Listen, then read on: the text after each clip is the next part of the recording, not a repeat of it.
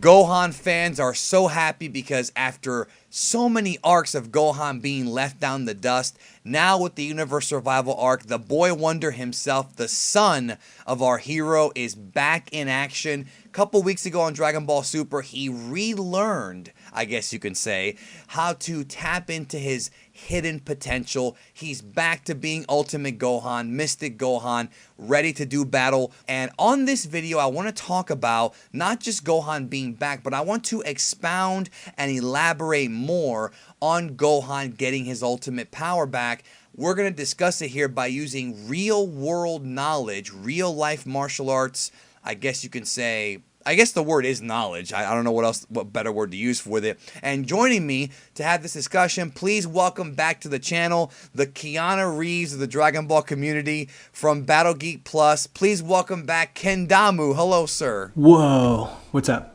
I know Kung Fu, except you really do. Yeah, sort of. Yeah, I've got some martial arts experience, you could say. A little bit. Well, we'll get to that quite a bit. So. Right.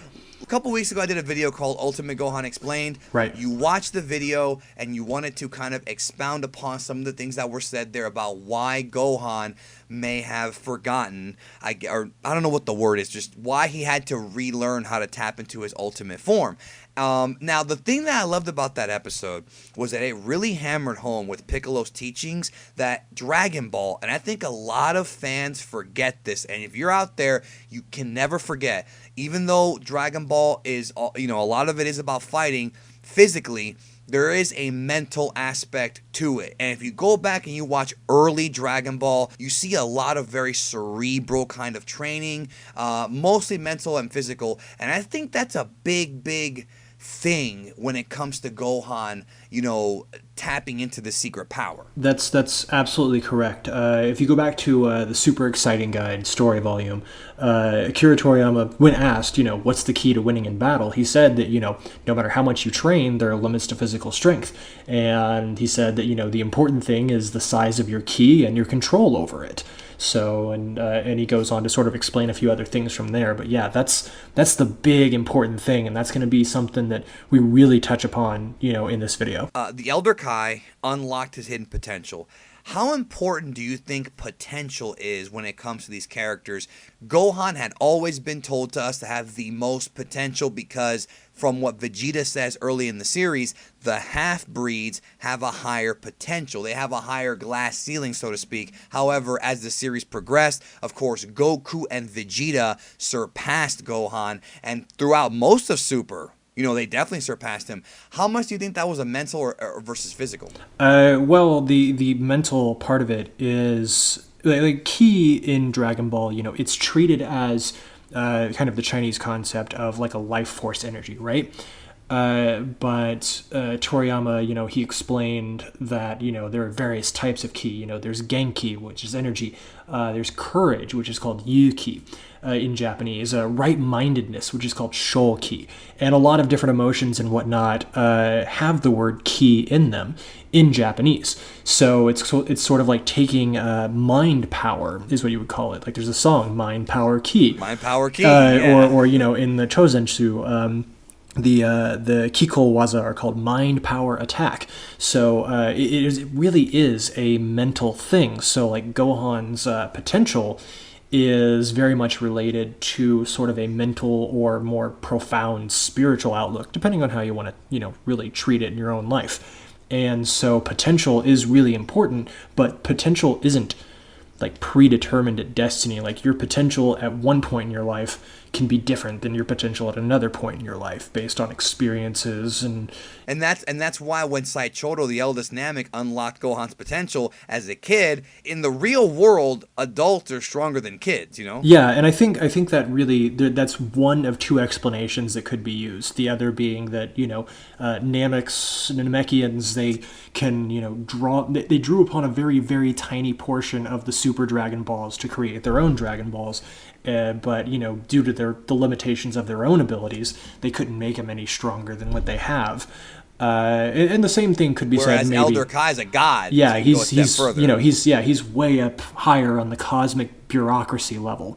So maybe it might be a kind of a mix between the two. His ability to bring out someone's potential, and then, the potential of a 6-year-old or 5-year-old with no battle experience, and who's still trying to overcome his own fears versus, someone who, back when he was getting out of elementary school, killed Cell. Tell us, in your opinion, based on your theory and based on your martial arts experience with Ki Eyes, what actually happened to him? What was it that he became a family man and just did not train physically? What happened with this guy, man? It's sort of a mixture of all those things, but really what we want to take a look at is the aspect of meditation and how that benefits a person, and how there are various types of meditations, and how that can sort of relate to how different power-ups work in Dragon Ball. So with Gohan, not being in the sort of mind state where, he's training and he's readying himself for battle, that also, that wore away at his ability to do things. Obviously, he wasn't sure if he could even transform into Super Saiyan back, in Resurrection That's F. But getting back into it and actually doing those things and getting in the habit of training again and getting focused and having a purpose, that has sort of, advanced he's sort of like relearning, it's like riding a bike for him. Like, he can hop back on. But when it comes to transformations and power-ups and stuff like that in Dragon Ball, one thing I want to touch on first before his ultimate form is Super Saiyan. So one recent episode of Dragon Ball Super, Tenshinhan, or Tien, is teaching his students, how to bring out their power, how to power up. And, they're all standing there and they're going, they're ki-eyeing and whatnot. And then they don't really know what they're doing. And then Tenshinhan, he says, focus on the area just below your navel, that's where, that's right. Kind of the center of your power right there. And they ask for a demonstration, and he does it, and he brings out his power. He's got this, nice, deep, huh! Sort of thing going on, and then he brings out, it brings out some energy in him, and they get inspired, and they continue trying to do that. That's really the most basic version of what he's doing, is sort of unifying body and mind into the same purpose and sort of psyching himself up in the general sense. With Super Saiyan, Akira Toriyama was inspired by, when it comes to the way the eyes are shaped, when Goku transformed into a Super Saiyan for the first time, and how he's got those really narrow, glaring eyes that are just kind of piercing right through Frieza, he was actually inspired by a sort of glare that Bruce Lee gives when he's had enough and things are serious now.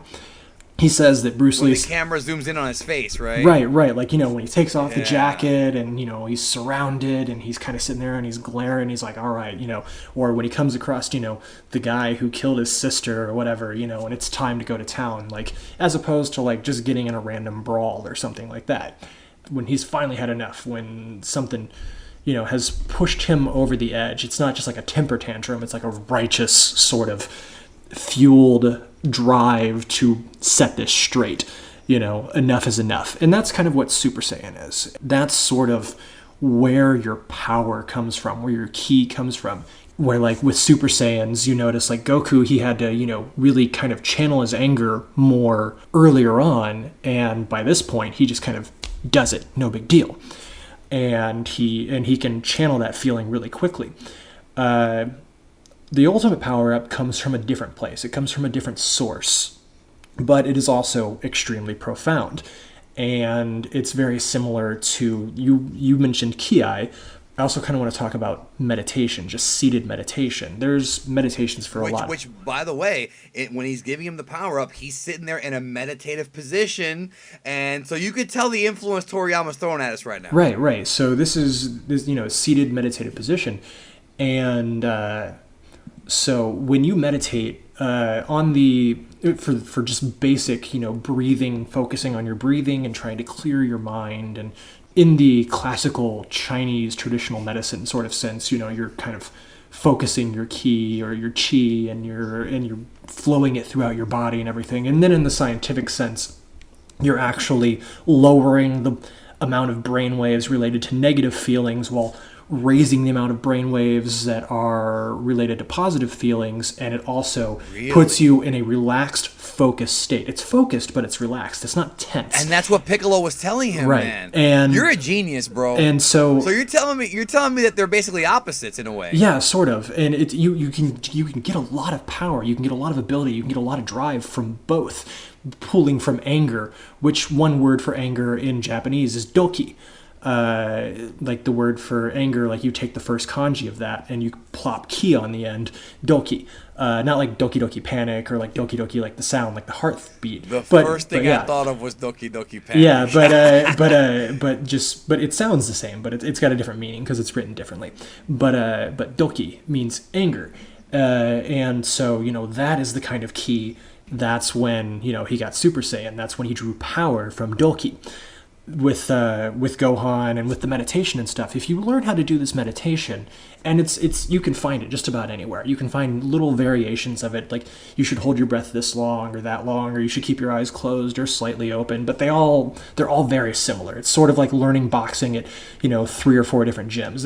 You're going to get your jab, cross, and hook, but they're going to be little details that different gyms kind of focus on.